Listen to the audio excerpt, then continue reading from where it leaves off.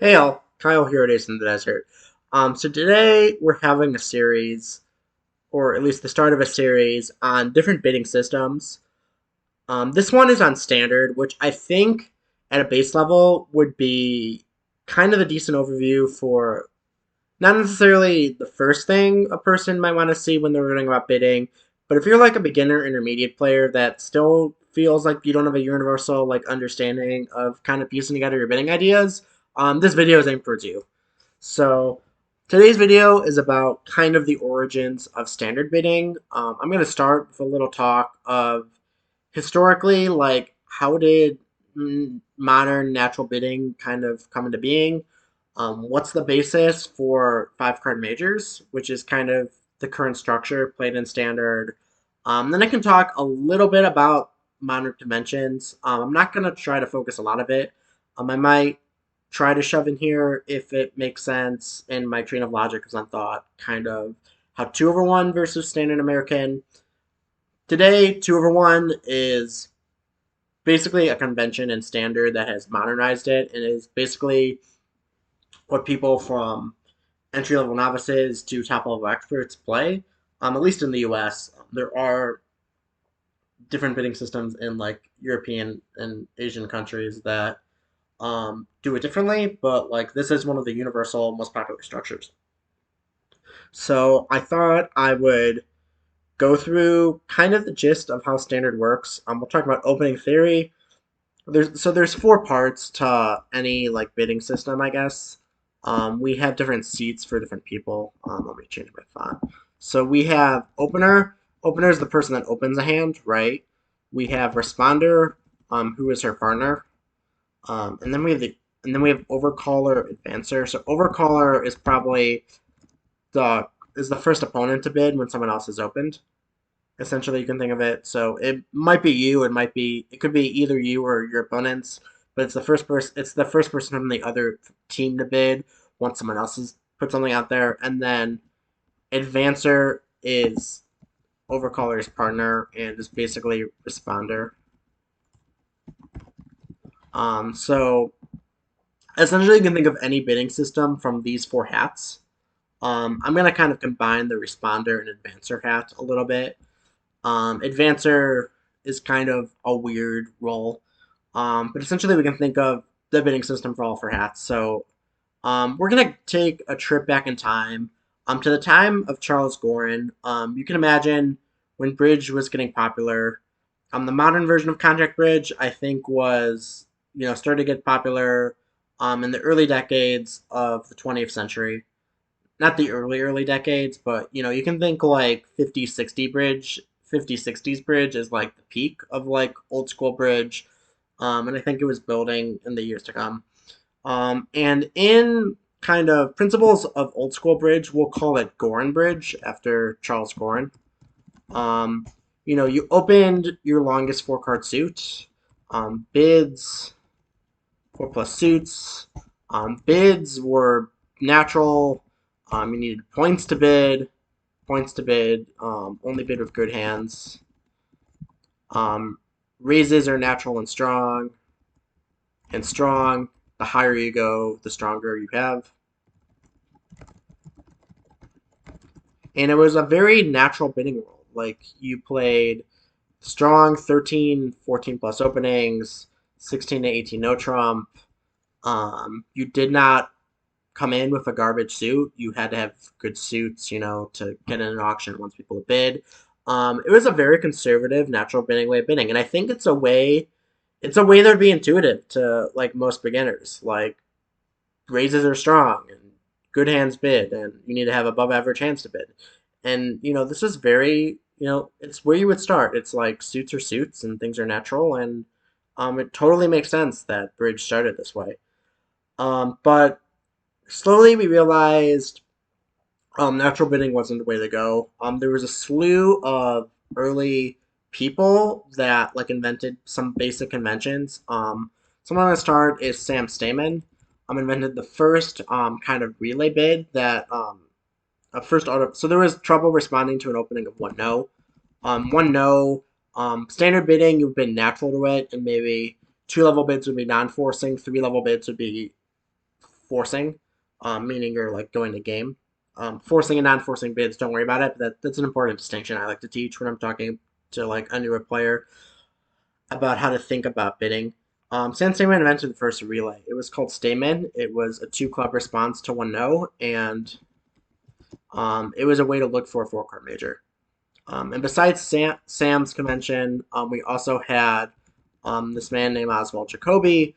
He invented Jacoby transfer responses to one no, which was one below two major, so two diamonds and two hearts, and it showed the suit above, so you could temporize and show both weak and strong hands with a major. And this is kind of the start of like people realizing natural bidding wasn't the way to go. There were some hand types that were really hard to describe to partner, and smart people like experts like Sam and Oswald started coming up with ways to make bidding better, to make it more efficient, so they could get to better contracts and beat up on their opponents more often. So now, jumping forward a bit, we have some conventions like this. We're gonna jump to Modern Bridge. So Modern Bridge kind of starts along a new assumption of what's known as five card majors. So um, five plus card majors. So Goren Bridge, you open your good four card suit. Modern Bridge kind of takes kind of the very basic principles of like Stamen and Jacoby. The first two conventions any new player learns. And they realize, over time, finding major suit fits is important. Majors are hearts and spades, right? Um, and these are the higher ranking suits. If your opponents have the lower ranking suits, they always have to go a level higher to keep up with you. So that these suits are inherently more powerful. Plus, the scoring bonuses for them are a level lower, right? If you have a major fit, the bonus is at the 4 level. For minors, clubs, and diamonds, at the 5 level. So you can really push partner around with majors. So if you have one, you want to find it right away, right? Um, and so five card major system basically shifted stuff around. It required five cards to open a heart or a spade. Um, so essentially, this didn't change that much. So if you had a four card major and a four card minor, you would open the minor. There's only one real hand pattern where this is a trouble, and that's the pattern 4-4-3-2. So these indices mean that these are hearts and spades, the equal sign. It's like the relation of where they are. And 3-2 means the minors can be swapped either way. So this is your kind of problem hand. This is the only problem hand where you don't have a four card minor when you have a four card major. And so traditionally, you would just be trapped. And if you couldn't open, since you couldn't open a four card major, you would very rarely open a three card minor. So you would open this a club or a diamond. Some modern theorists will always open this hand a club so that a diamond can show 4 plus. But this is essentially why minor openings are 3 plus and major openings are 5. Is this one stupid hand pattern? So modern bridge kind of developed from this, and from here I kind of want to talk about two different categories of how to think about an opening bid. So we have your balanced hands. Sorry, technical difficulties. Where's my text bubble? So when we think of opening the bidding, so we have our balanced hands, and then we have our unbalanced hands. And this is really how, when I think of a hand, how to deal with it.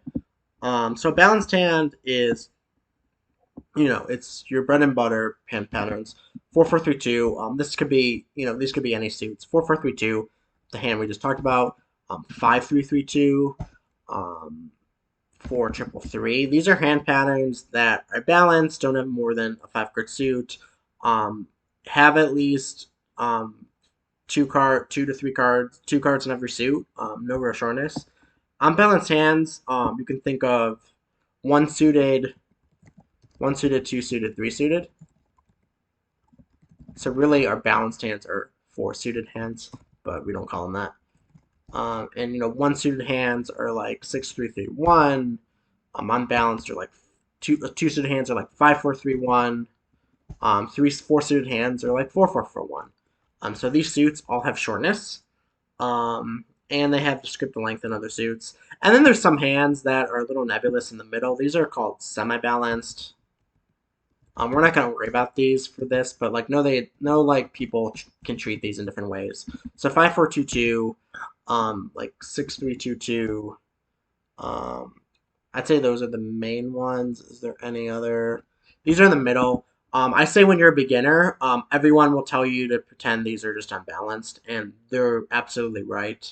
So if you're a newer player, always treat these like kind of hand patterns with two doubletons. So semi-short and two suits is a way to think of it. And this is really unbalanced, right? Because you have two primary suits. This has one primary suit that you can rebid. Um, so bidding is divided into like catering to different hand patterns. So unbalanced hands, your strategy is usually pretty simple. You're gonna open your longest suit, and you're gonna open your longest suit. If you're two suited, you're always open the higher ranking of two. So if you're like if you're like 5-5, 2-1, you open the higher ranking suit because it's easier to rebid your other suit at the cheaper level, and it's usually less about suit quality and more about having room to describe your hand. So essentially, you open your longest suit and you rebid into your second suit, or second of three suits if you're four suited, or you just rebid your single suited suit. So like if you have a six card, you can rebid it, and then kind of standard logic is your rebid. The level which you rebid is consistent with your strength. And there's different ranges for that. It varies by type of rebid, but overall, this is a general premise. Whereas balanced hands, we don't have as much room, so we have a bid that says I have a balanced hand. It's called one no, and that's just 15 to 17 points. But you could have all sorts of balanced hands, right? You could have 12 to 14 balanced hands. I'm considering opening range, so 12 or more is usually traditional opening. So you can open 12 to 14. You can open 18 to 19. 20 to 21. 22 plus is kind of the way we generally think about this. Essentially, these hands, they're open like they're unbalanced. They're open the longest suit they can in the criterion of five card majors, and then they're rebid one no. These will rebid two no. Um, once we get to the stronger hands, these bids can actually open at the two level or higher. Two no is about the limit of like constructive hands will show on an opening bid, because if you open higher, you really don't have room to communicate. So we'll say this is open two no. And then, kind of along with these, I don't remember when this convention was created off the top of my hand, but if you have a game forcing plus hand, essentially, which is what 22 is, we have this strong two club convention, which is artificial and partner can't pass it, and it's just a way to show game forcing hands that you don't want partner to pass, because like in standard, you need a minimum number of points to respond. Opening suits aren't forcing, which means partner can pass, so don't worry about that if this is new to you. Essentially we've covered how to think about opener. So we'll put a check by opener. Why can't I click on that? That's annoying. Um, we'll put a check. Anyway, we've hit opener.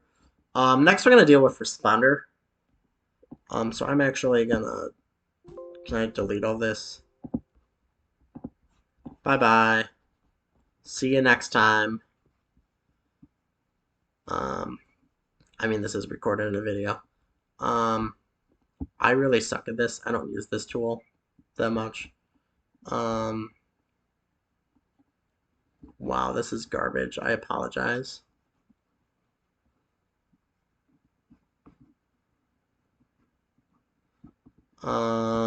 Probably good enough. I'm gonna say that's good enough. Okay, so we've erased most of that. So we've opened how you deal with raise it opening in standard. Now I'm going to talk a little bit about just raises.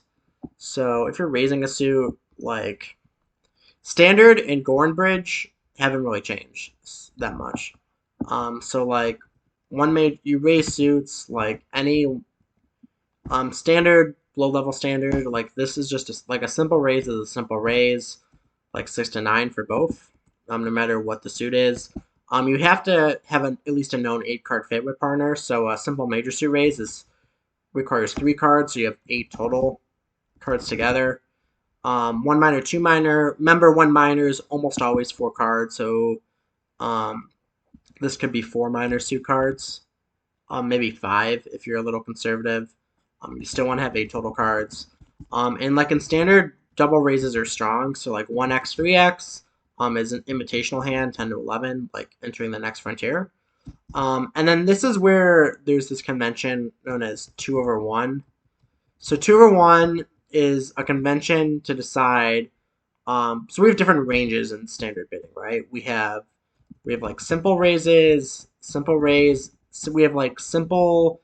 So across an opener, responder, whatever hand you have, we have like a simple raise hand, which is like less than invitational. So that means we're not looking for anything. We have like then we start to get into like the invitational range, and I'm spelling invitational wrong. I didn't know it. I don't know. Invitational is like a hand that's close to game. Then we hit game forcing hands and higher.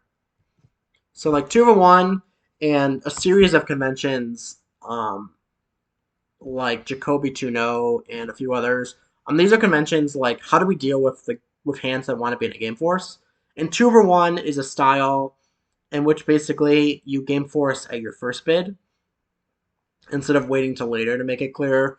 Whereas if you're first learning like basic standard, they know the idea of like different levels of raises can be confusing to a new player, and so they'll play it differently. So essentially, they'll shove game force hands into one round force hands. This is getting convoluted. So anyway, you have raises are basically standard from Goren. Nothing has really changed that much. Simple raises are simple raises. Stronger raises are stronger. There are people that play. Once you get to the intermediate plus level, you can start messing around with your structure, like so that these raises don't have to be natural and strong. But at the basic level, that's what people learn. So talking about like how to establish game forces. So 2 over 1 is when you bid a new suit, a new lower ranking suit over partner's opening. So after like a hard opening, it can be you can 2 over 1 and two clubs or two diamonds. After a spade opening, you can 2 over 1 and two clubs, two hearts, two spades. After a diamond opening, you can 2 over in clubs. You can't 2 over 1 and anything else. And essentially, these bids, when they're bid in 2 over 1, show a game force right away. Game force right away. That means you can't pass below 3-0, and you're going to game. So these bids are natural. They're usually declarer's longest suit, or at least equal to their longest suit. Some people will play two clubs as an upgrade. They'll play two clubs as like a catch-all for like some of these weird hand patterns, like 4-4-3-2s as responder. Don't worry about that if you're first learning. Um, but essentially, this is how they'll cater to those. And then, so these are for like game forcing without a direct fit. So if you have a direct fit, there's a convention called Jacoby Tuno. Or yeah, Jacoby Tuno. And this is for majors only. There's a different set of advanced agreements for minor game forcing reasons, but essentially they'll play a heart, a spade, 2-0 as 12 plus game force with 4 plus card support. With 3 plus card support, they'll actually go through these sequences instead, because 8 card fits. At the game level, I talked about kind of like the law. I've delved into a principle called the law, which is about how many cards together fit in like a suit. And so we've talked about 7 card fits are for the 1 level, 8 card fits are for kind of the 2 level. For the 4 level going to game, basically you can tolerate the 3 level with like sub game values, but if you're going to game, a 9 card fit is really what's optimal for the 4 level. Sometimes you will go to game at the with a 4-4 fit at the 4 level. And certainly we look for those, but like essentially, you might want to be not in that suit. So we consider 9 cards like a firm fit that wants to be in the suit at the game level. So that's why we make this distinction. So these are bids, so we can establish our game forcing hands right away, and sub game hands, we have simple raises and double raises for limit, and that kind of thing. Um, and that's essentially how most of standard biddings are. Now I skipped some things such as there's the main things I skipped were game forcing raises and a minor. Let me say skipped. Um, I skipped how to make game forcing raises in a minor. You need to play something a convention called inverted minors for that if you want to look it up. I also skipped over forcing one no in this like brief overview. That's how to deal with after a one major opening. It's basically how to deal with these hands when you don't have a simple raise. Um, that's probably beyond the scope of this video. I'm just trying to give a general overview. Essentially, this is how responders work, and basically, advancer is a similar principle. So to go over advancer unique stuff eventually right now quickly, um, advancer basically has this stuff over here. Advancer can't make game forcing bids though, because you're in competition. So advancer instead of having this stuff, they can make the simple raises and they can bid their new suits. Advancers have what's called Q bids. So Q bid is when you bid your opponent's suit. So like let's say that your opponent opens a heart, okay, and partner is overcalled a spade, and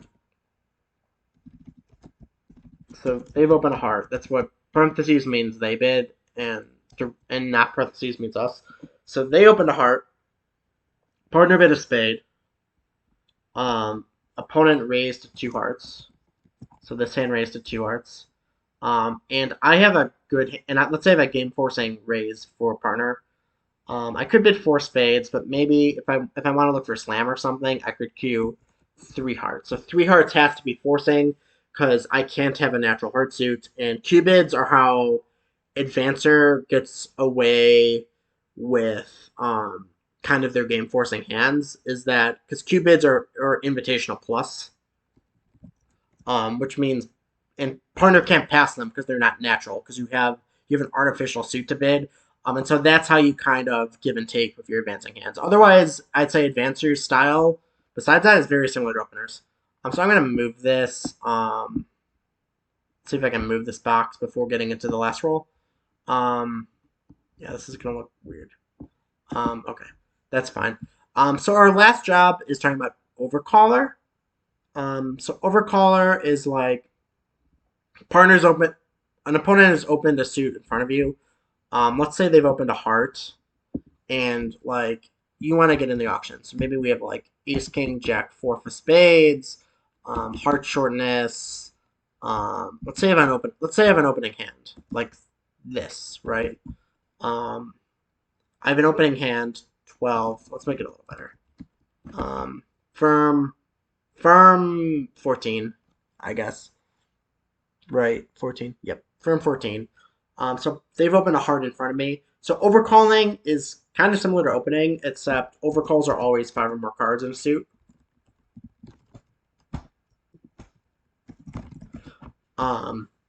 So essentially, once they've get in the bidding, we can't open. We don't have the luxury of bidding like fake, um, three or four card suits or for balanced hands like the 4-4-3-2s. We really need to show our suits in this auction. If we're going to compete, we want to compete in our suits because it's really hard to compete with balanced hands. And so suit overcalls are 5+, and tend to show at the one level they can be a little light. At the one level to standard new players we teach one level is like 10+, so maybe a little bit lighter than opening. But at the two level you need basically an opening hand, right? You need firm 12+, and you might pass some opening hands if the suit is bad. Like if I had,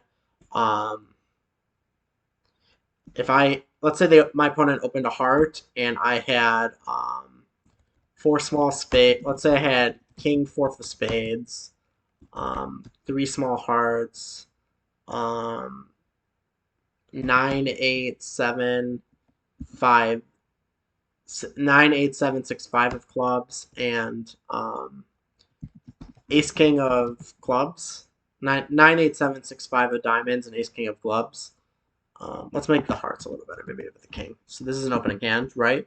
So this is an opening hand, but I wouldn't want to bid two diamonds over a one heart bid by my right hand opponent because this suit is awful. We're gonna get in trouble if that suit is trump and we're competing. Um, so other than simple overcalls, things are pretty standard. A one note overcall is still 15 to 17. The only weird thing is at low levels he'll play something known as a takeout double, which I don't need to necessarily talk about right now. But takeout doubles cover essentially they cover three suited ish hands, short in the opponent's opening suit, or they cover like really big hands that you just can't let go. Like if I have 18 points, I might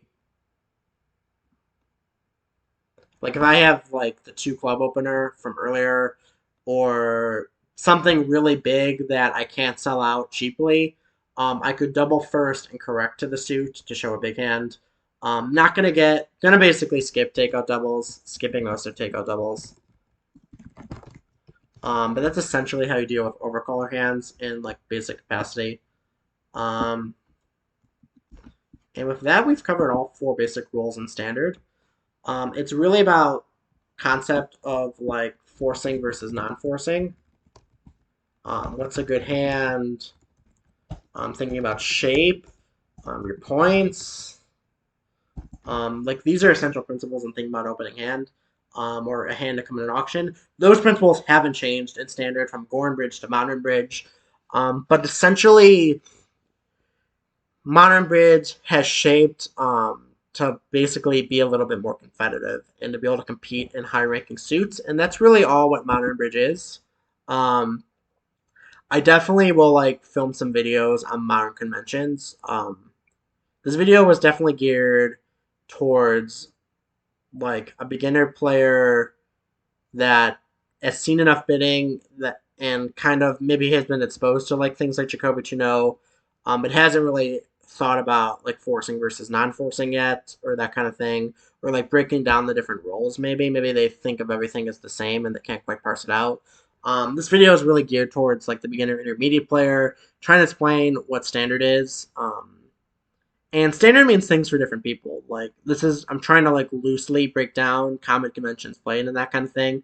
I'll definitely do that in another video. But this kind of is a breakdown on the different roles in standard, how it's evolved from purely natural bidding, and I guess a loose template for how you can think about different types of hands.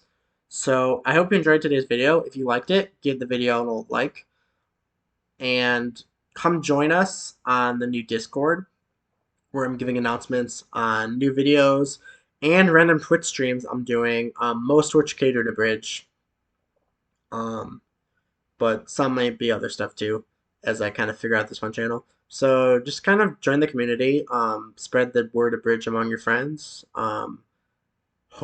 Hope this is helping you on your Bridge journey because Bridge really is a freaking awesome game.